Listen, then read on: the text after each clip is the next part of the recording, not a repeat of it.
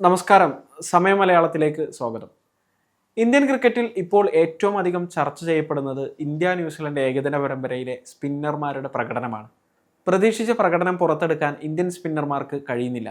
ആദ്യ 2 മത്സരങ്ങളിലും സ്പിന്നർമാർ നിരാശപ്പെടുത്തി. രണ്ടാം ഏകദിനത്തിൽ കുൽദീപ് യാദവ് 10 ഓവറിൽ 82 റൺസാണ് വഴങ്ങിയത്. രവീന്ദ്ര ജഡേജ 8 ഓവറിൽ 44 റൺസും വഴങ്ങി. ഈ സാഹചര്യത്തിലാണ് വരുൺ ചക്രവർത്തിയുടെ പേര് ഉയർന്നു കേൾക്കുന്നത്. T20 ഫോർമാറ്റിലെ മികച്ച പ്രകടനങ്ങളിലൂടെ കളം നിറഞ്ഞു നിൽക്കുന്ന വരുൺ ഏകദിന ടീമിൽ സ്ഥാനം പിടിക്കുമോ? വരുൺ ചക്രവർത്തിയെ ഏകദിന ടീമിൽ ഉൾപ്പെടുത്തണമെന്ന് പറയുന്നതിനുള്ള പ്രധാനപ്പെട്ട 3 കാരണങ്ങൾ നമുക്കൊന്ന് പരിശോധിക്കാം. ആദ്യത്തെ കാരണം വിക്കറ്റ് വീഴ്ത്താനുള്ള വരുൺ ചക്രവർത്തിയുടെ അസാമാന്യമായ പാടവമാണ്. ഏകദിന ക്രിക്കറ്റിൽ വലിയ മാറ്റങ്ങൾ വന്നിട്ടുണ്ട്. ഫ്ലാറ്റ് പിച്ചുകളിൽ 300 350 റൺസൊക്കെ ഒരു സാധാരണ സ്കോറായി മാറിക്കഴിഞ്ഞു.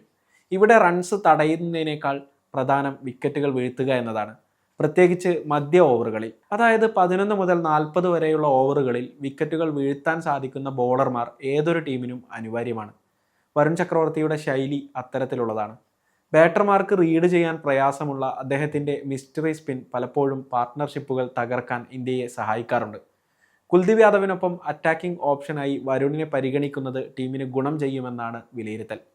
കുൽദീപ് യാദവും യുസ്വേന്ദ്ര ചഹലും ഒന്നിച്ച് കളിച്ചിരുന്നപ്പോഴാണ് മധ്യ ഓവറുകളിൽ ഇന്ത്യ ഏറ്റവും മികച്ച പ്രകടനം നടത്തിയിട്ടുള്ളത്. വരുൺ ചക്രവർത്തിയെ തിരികെ കൊണ്ടുവന്നാൽ സമാനമായൊരു കൂട്ടുകെട്ട് ഇന്ത്യക്ക് സൃഷ്ടിക്കാൻ സാധിക്കും. വൈറ്റ് ബോൾ ക്രിക്കറ്റിൽ കുൽദീപിനൊപ്പം കളിച്ചു പരിചയമുള്ള വരുൺ തിരിച്ചെത്തിയാൽ അതൊരു മാച്ച് വിന്നിംഗ് കോമ്പിനേഷനായി മാറിയേക്കാം. രണ്ടാമത്തെ കാരണം ഹർഷിത് റാണയുടെ ഓൾറൗണ്ട് മികവും രവീന്ദ്ര ജഡേജയുടെ ഫോമിലെ ഇടിവുമാണ്. ഏകദിനത്തിൽ 8ാം നമ്പറിലോ 9ാം നമ്പറിലോ വരെ ബാറ്റിംഗ് ഡെപ്ത് വേണമെന്നതും 3 സ്പിൻ ഓപ്ഷനുകൾ വേണമെന്നതും ഇന്ത്യ നിർബന്ധം പിടിക്കുന്ന കാര്യങ്ങളാണ്. നിലവിൽ കുൽദീപ് യാദവിനൊപ്പം സ്പിൻ ബൗളിംഗ് ഓൾറൗണ്ടർമാരെയാണ് ഇന്ത്യ ഉപയോഗിക്കുന്നത്.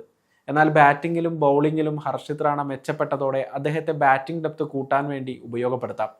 ഹാർദിക് പാണ്ഡ്യ തിരിച്ചെത്തിയാൽ ഒരു സ്പെഷ്യലിസ്റ്റ് പേസറെ ഒഴിവാക്കിയും ഇന്ത്യക്ക് തന്ത്രങ്ങൾ മെനയാൻ കഴിയും. ഇതോടെ മധ്യ ഓവറുകളിലെ വിക്കറ്റുകൾക്ക് മുൻഗണന നൽകിക്കൊണ്ട് വരുൺ ചക്രവർത്തിയെ ടീമിലെടുക്കാനും സാധിക്കും. ഇടംകൈയ്യൻ സ്പിന്നർ എന്ന നിലയിലും 5ാം നമ്പറിലെ ബാറ്റിംഗ് മികവ് കൊണ്ടും അക്സർ പട്ടേൽ ടീമിൽ അനിവാര്യമാണ്. എന്നാൽ രവീന്ദ്ര ജഡേജയുടെ കാര്യം അങ്ങനെയല്ല. സമീപകാലത്തായി ഏകദിനത്തിൽ കാര്യമായ സംഭാവന നൽകാൻ അദ്ദേഹത്തിന് സാധിച്ചിട്ടില്ല. അവസാന 5 ഏകദിനങ്ങളിൽ നിന്ന് 1 വിക്കറ്റ് മാത്രമാണ് അദ്ദേഹത്തിന് ലഭിച്ചത്. ഇത് സ്പിൻ ഡിപ്പാർട്ട്മെന്റ് അഴിച്ചുപണിയാനുള്ള സമയമായി എന്നതിൻ്റെ സൂചനയാണ്. മൂന്നാമത്തെ കാരണം ലഭിച്ച അവസരങ്ങളിൽ വരുൺ ചക്രവർത്തി മികവ് തെളിയിച്ചിട്ടുണ്ട് എന്നതാണ്. 2025 തുടക്കത്തിൽ വരുൺ ചക്രവർത്തിക്ക് ഏകദിന ടീമിലേക്ക് വിളിയെത്തിയപ്പോൾ പലരും സംശയം പ്രകടിപ്പിച്ചിരുന്നു. അദ്ദേഹത്തിൻ്റെ മിസ്റ്ററി സ്പിൻ T20 മാത്രമേ അനുയോജ്യമാകൂ എന്നായിരുന്നു പലരുടെയും അഭിപ്രായം.